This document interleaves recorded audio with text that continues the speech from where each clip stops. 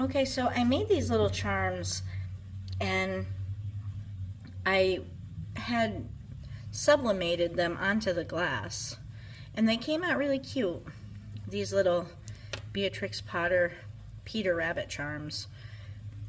And so I sublimated onto the glass, and now I had to do the sublimation part before I did the soldering part, which made it really challenging because I was worried about melting this.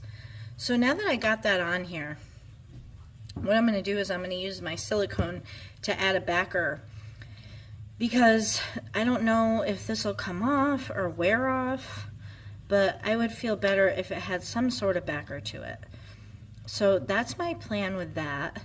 I was going to do laminate on it, but I don't think it'll go over the solder very well.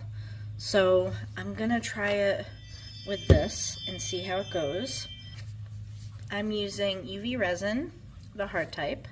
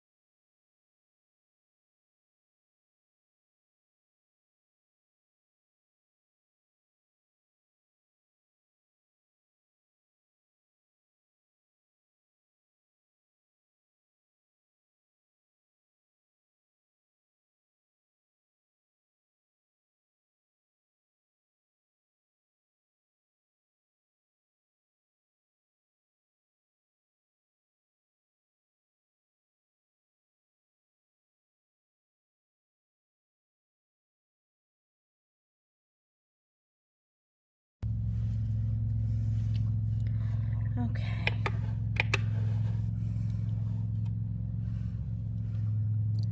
So it came out pretty cute. There's a couple spots where there were some bubbles that I didn't see. And right on the edge you can see where I should have got a little bit closer, but for the most part it came out pretty cute. This is the back, and then this is the front.